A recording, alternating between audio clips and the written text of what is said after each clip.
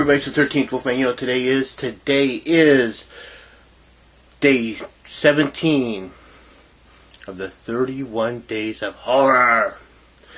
Yeah, day 17. So, thought I'd make it a little more interesting today, and, well, I talk about Slumber Party Massacre 2.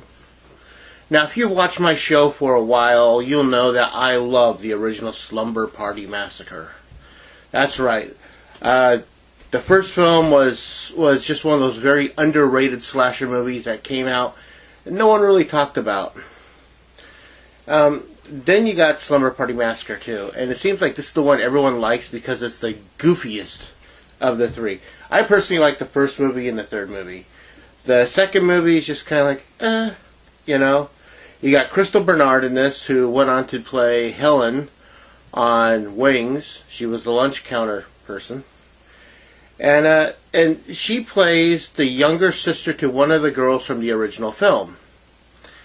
And in this movie, she's, it's 5 years later or something like that, and she's still having bad dreams, and, about what happened that day when she was like 12 years old, and she's being haunted by the killer. Unfortunately, the killer in the second movie looks nothing like the killer in the first movie. In the second movie, they kind of give him a...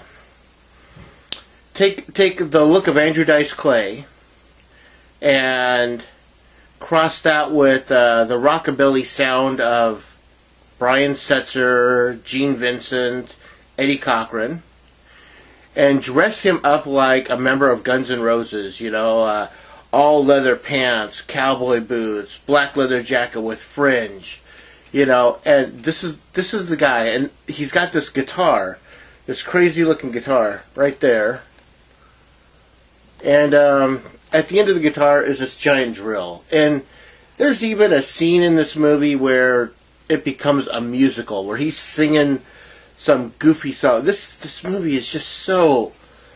It's weird. I like the Slumber Party Massacre movies, but this one is just so damn bad.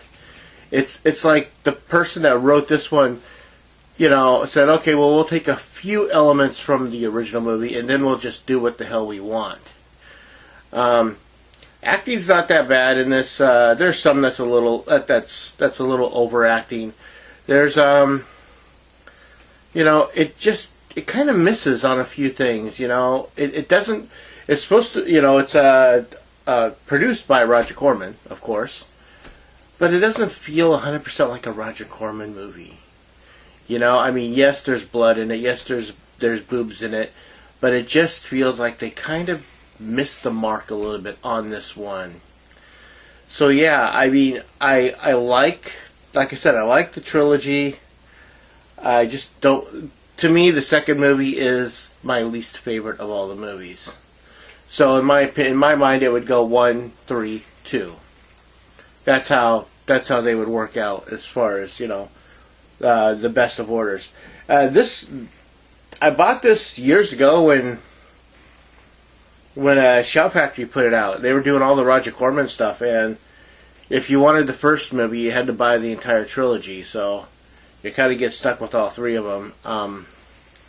Now I see that they've released them all on Scream Factory, Shout Factory's sister, individually, so I still have this. I haven't upgraded it because this is still an awesome, still an awesome collection, Here you got the inside, Slumber Party Massacre, and then you got the two movies on one disc, and of course they're using the art from the second movie, which is that guy with that goofy guitar. It's okay. It is what it is. You're going to hit some clunkers along the way. I haven't watched the second movie in forever, and I forgot actually how bad this movie really was. So, as always, like, subscribe, share, and comment. I want to know what you have to say. When you do subscribe, hit that bell. You'll be notified whenever I put something new up. I am, as always, the 13th Wolfman, and, of course, I'm on the prowl. What else would I be doing?